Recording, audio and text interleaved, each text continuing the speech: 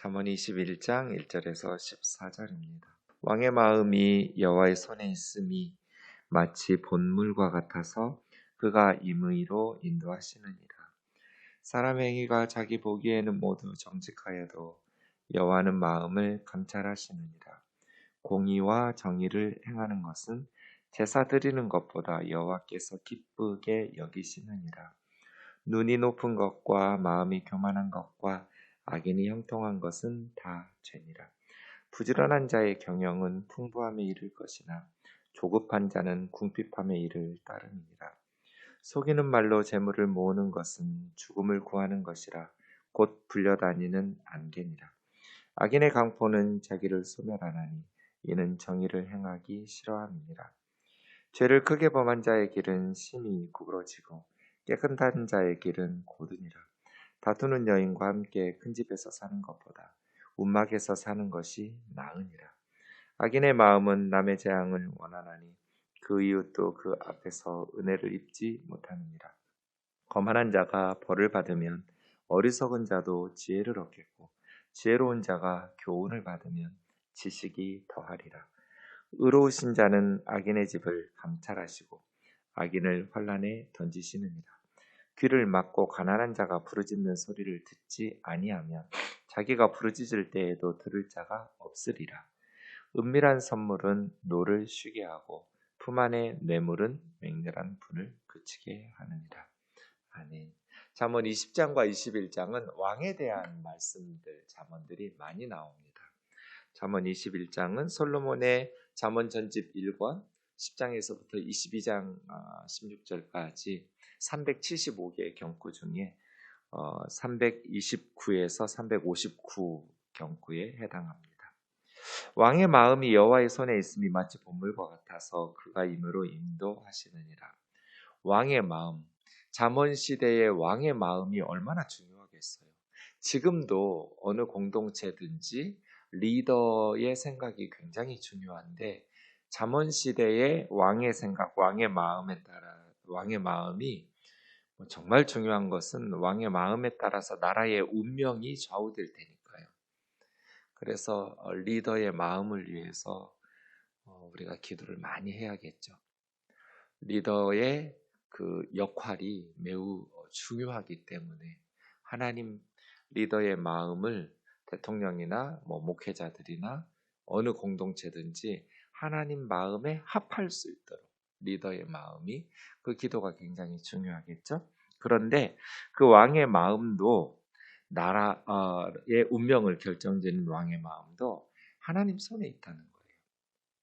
마치 본물과 같아서 보의 길을 따라서 물이 갈 거잖아요. 그러니까 하나님께서 왕의 마음을 본물과 같이 하나님이 정하시는 대로 인도하시는 대로 가게 된다. 왕의 마음도 하나님께서 인도하신다. 거죠. 물이라는 것이 물길만 잘 잡아주면 굉장히 유익하고 꼭 필요하죠.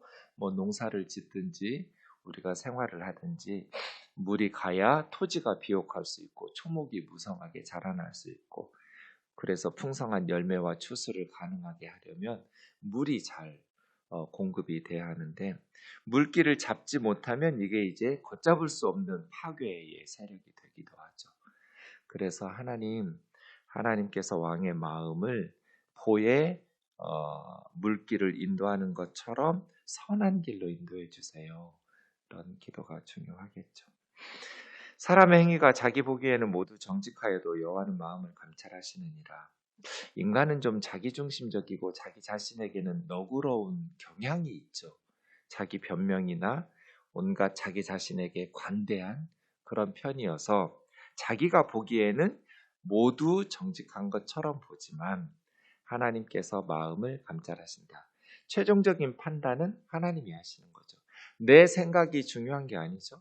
하나님께서 나는 정직하다고 생각하지만 하나님께서 정직하지 못하다고 판단하실 수도 있으니까요. 그래서 하나님께서 우리의 마음까지 감찰하시고 살피시니 늘 하나님의 말씀 앞에 정직하게 또 겸손하게 서는 것이 중요하겠죠. 공의와 정의를 행하는 것은 제사 드리는 것보다 여호와께서 기쁘시게 하느니라. 이런 구절도 많죠. 네. 제사 지금으로 하면 예배죠. 예배. 그러니까 예배 드리는 것, 우리 신앙생활에 있어서 가장 중요한 것이 예배예요. 저는 새가족 공부할 때 여러분 교회에서 신앙생활할 때 가장 중요한 게 예배입니다. 예배 바르게 드리지 않으면서 다른 봉사 열심히 하는 것, 그건 옳지 않죠. 가장 중요한 게 예배고, 두 번째로 중요한 게 소그룹, 캠프 모임 잘하는 거라고. 그 다음 세 번째가 봉사하는 거라고. 그러니까 가장 중요한 신앙의 행위가 예배인데, 그 예배보다 중요한 것이 공의와 정의를 행하면서 살아가는 삶인 거죠. 그러니까 예배를 무시해서가 아니라 예배가 중요한데 제사가 가장 중요해요. 신앙에. 올바른 예배가 드려진다면 공의와 정의를 행하면서 살아가는 삶으로 연결이 되겠죠. 네. 그래서 공의와 정의를 행하는 것이 제사 드리는 것보다, 예배 드리는 것보다 여호와께서 기쁘게 여기시느니라. 오히려 악인의 예배 가증하게 여기신다는 구절들도 많죠. 눈이 높은 것, 이게 이제 높은 눈은 다른 사람을 깔보는, 무시하는 외적인 표정에 나타나는 거고요. 마음이 교만한 것, 이제 이것은 내적인 교만함을 말하겠죠. 같은 내용인데 외적으로 드러나는 높은 눈이나 드러나지 않는 마음속의 교만함이나, 악인의 형통이라고 번역한 이 형통, 니르라는 것은 직역하면 묵은 땅이에요. 그러니까 경작하지 않은 버려진 땅이니까 잡초가 무성하게 자라나는 그런 단어인데 형통이라고 했어요. 네, 경작하지 않은 땅과 같은 잡초가 무성한 악인, 그 악인의 마음, 악인의 삶, 뭐 이런 것이겠죠. 네, 잡초만 무성한 악인의 마음이나 삶은 다 죄니라. 교만한 눈, 교만한 마음, 악인의 그러한 경작되지 않은, 컨트롤되지 않는, 여러분 좋은 정원을 얻고 싶으면 반드시 땀을 흘려서 잡초를 뽑아내고 관리를 해야 돼요. 우리 마음도 그래요. 그냥 내버려두면 잡초가 무성해져요. 하나님의 말씀으로, 기도로, 성령으로, 또 자기 성찰, 말씀 앞에 비추어 보면서 하나님 앞에서 잡초는 제거하고 또 선한 것들은 잘 자라나도록 거름을 주고 물을 주고, 이런 마음의 훈련 필요한 것이죠. 반드시. 부지런한 자의 경영은 풍부함에 이를 것이나, 어느 분야든지 성공하려면 계획을 잘 세워야 돼요. 지혜롭게. 그리고 성실하게, 정직하게 실력을 기르고 노력하고 일해야죠. 부지런한 자의 경영이죠. 풍부함에 이르나 조급한 자는 궁핍함에 따를 듯. 그러니까 빨리 성공하려고 조급하게 되면 바른 판단을 내릴 리가 없잖아요. 가만 보면 이거 별로 말이 안 되는데 본인은 확신에 차서 시작해요. 돈 벌 거라고, 성공할 거라고. 이거 좀 염려되는데요. 잘 안 들으려고 그래요. 조급한 자면 궁핍함의 일을 따릅니다. 우리식으로 하면 원금까지 다 까먹고 빈털터리가 되어서 나온다. 그러니까 돈 빨리 벌려고 조급하지는 말아라. 침착하게 기도하면서 깊이 생각하고 여러 가지 것들을 잘 따지고, 또 먼저 그러한 분야에서 일하는 분들의 조언을 잘 새겨 듣고 참고하고 그렇게 충고를 들어가면서 성실하게 정직하게 노력해서 실력을 길러라. 속이는 말로 재물을 모으는 것은, 이제 5절에서는 조급한 이야기지만 6절에서는 사기치는 거죠. 남을 속여서 재물을 모으는 것은 죽음을 구하는 것이라고.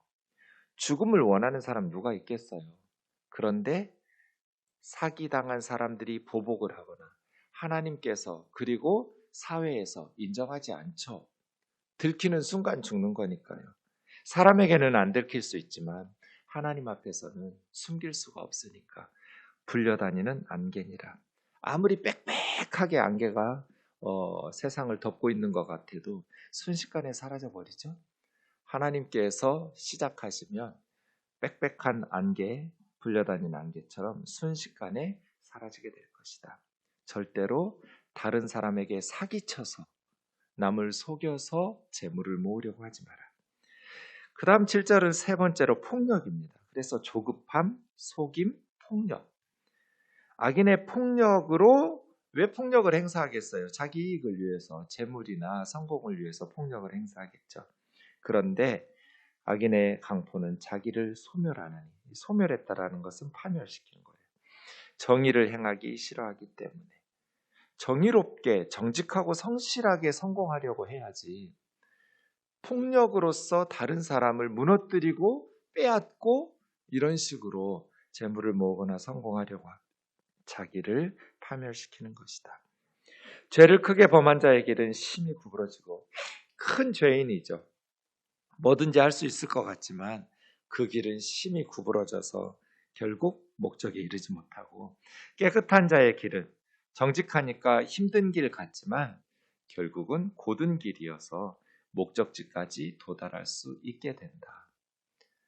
사악하게 살면 성공하기 쉬울 것 같아서 목적지에 빨리 도달할 수 있을 것 같지만 그렇지 않다. 구부러진 길이어서 성공할 수 없고, 정직하고 깨끗하게 살면 더 어렵고 힘든 길, 그래서 목적지에 도달할 수 없는 길 같지만 결국 그들이 곧게 목적지까지 뻗어난 길로 걸어가게 된다.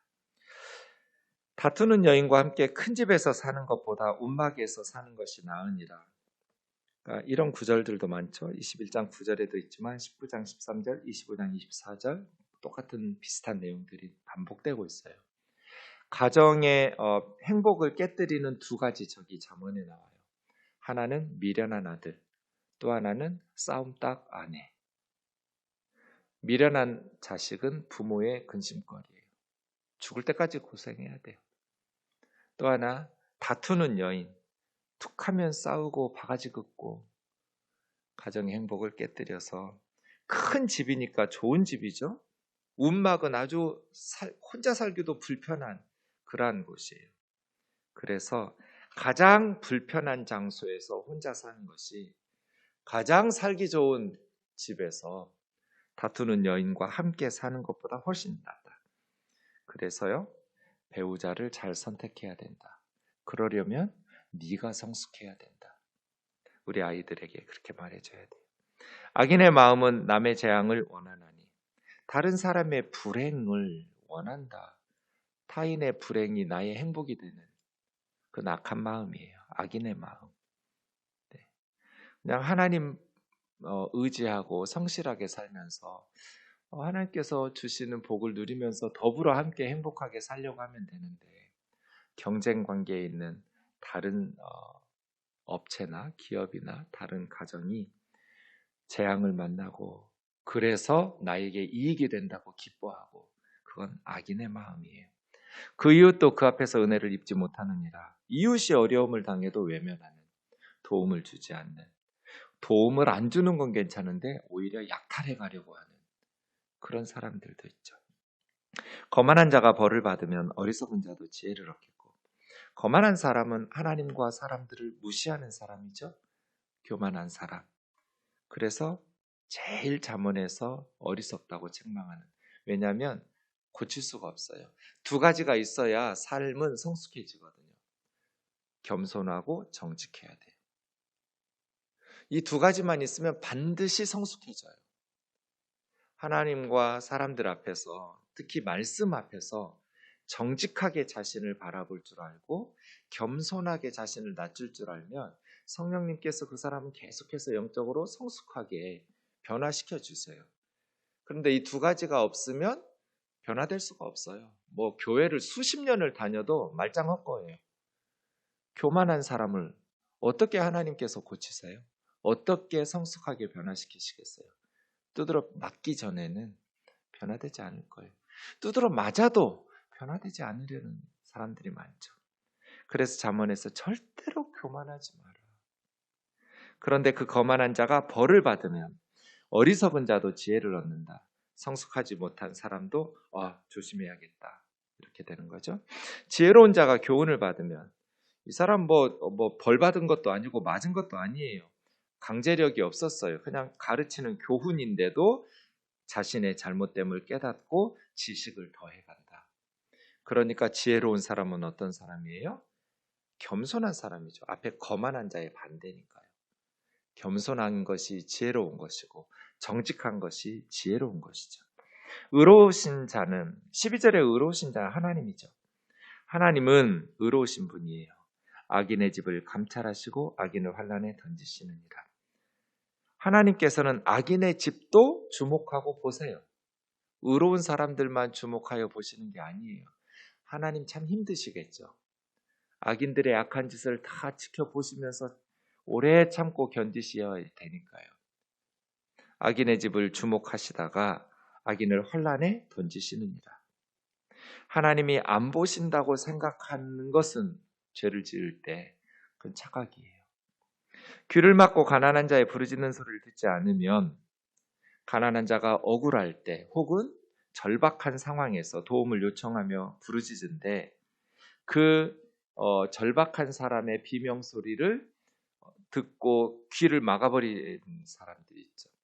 위에 10절처럼 그 이웃도 그 앞에서 은혜를 입지 못하는, 자기가 부르짖을 때에도 들을 자가 없으리라.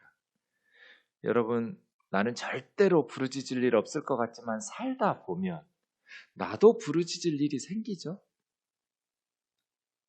다른 사람이 부르짖을 때 억울하다고 정의를 호소할 때, 좀 자기 편이 돼주기를 원할 때 힘없는 사람들이, 또는 가난한 자가 절박한 상황에서 도와달라고 부르짖을 때 귀를 막아버리면 네가 부르짖을 때에도 들어줄 사람이 없을 것이다. 은밀한 선물은 노를 쉬게 하고 품 안의 뇌물은 맹렬한 분을 그치게 하느니라. 네, 뇌물로 정의와 사회를 왜곡시키는 구절들이 참 많은데요. 이 반어법이에요. 뇌물은 정당하게 주는 게 아니에요. 그런데 노를 쉬게 하고 맹렬한 분을 그치게 한다. 그래서 뇌물을 쓰라는 게 아니에요. 뇌물을 주면 더 화를 내야 되는데 분노를 그쳐요. 그래서 사회가 망가지죠. 뇌물에 약한 인간의 본성을 얘기하는 거예요. 그러니까 절대로 뇌물을 받으려는 유혹 앞에서 굴복하지 말라는 거예요. 하나님 앞에서 바른 것이 아니니까요.